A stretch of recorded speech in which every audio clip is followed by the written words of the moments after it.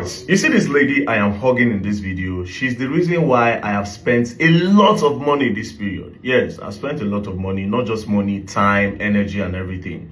Now, I'll give you the story why I had to spend all that money. So I was on TikTok, just scrolling through TikTok. Then I came across this video of kids sitting on the ground to learn in a school. A very dusty ground to learn. If you see their legs, dust and everything. So the video touched me. Why it touched me is because as bad as the area, they decided to still, against all odds, still sit down and learn. Still sit down. It touched me that they are willing to learn. And again, I was so pissed at the government that in 2025, the Nigerian government, this is still happening in Nigeria where children don't have a conducive area to learn. But what can I do? I just said that, you know what, let me reach out to these people, even if it's just to tar the ground and give them a sitting chair and maybe do a roofing for them, right? So I decided to send the handle that posted it a DM. I said, my sister, how are you doing? This video, the video of those kids sitting on the ground to learn really touched me. I would love to come and help with chairs for them to sit on and also create boreholes for them. Please drop your number. Then she said, oh my goodness. Oh my God, thank you so much for reaching out. My God continue to bless you and make you great. Please, these are my numbers. So she dropped her numbers. Now when she sent the numbers, I noticed these numbers are not Nigerian numbers. And I was like, wait a minute. This place is in Ghana.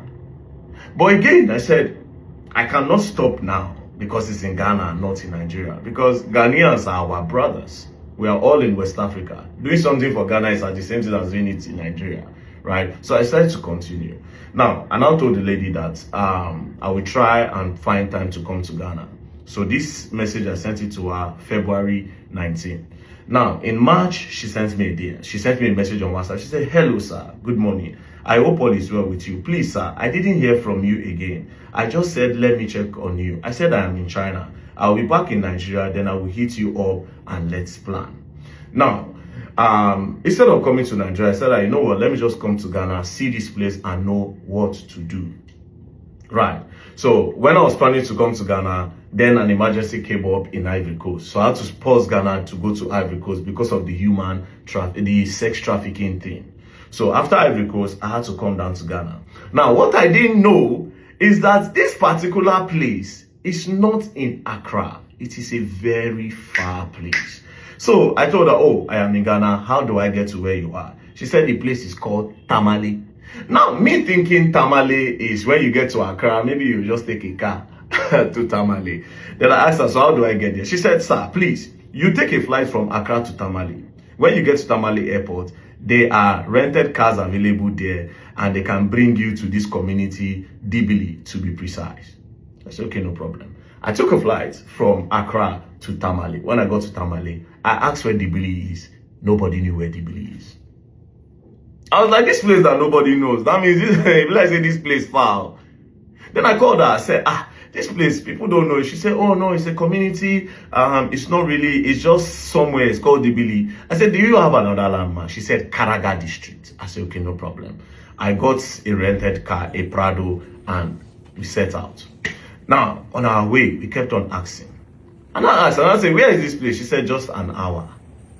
When we started this journey, my brothers and sisters, it passed 3 hours. This particular village is at the center of nowhere, the center of a bush. I am pretty sure that a lot of Ghanaians that have lived in Ghana for more than 50 years have never been to that area before in their life. Because a lot of Ghanaians that we were asking on the road did not even know where this place is. Is that crazy? Cut long story short, we got to the place. That was where she came to hug me because she didn't think I was going to come. Now, on reaching there, found out that some people had already come and given them chairs. They've even painted the school, which was a good one. So I looked at the area and I noticed that they didn't have a borehole for water. I looked around, no place for water. So I asked, I said, how do people get water? They say, oh, they need to go so far. Sometimes they go to the water side. Sometimes there's one hand pump borehole very, very far. So I told the chief. This is where I spoke to the chief. Okay. So tell Chief. Very happy to see you here. Yeah, tell Chief that we want to try to bring water for Chief. No, but never. There's song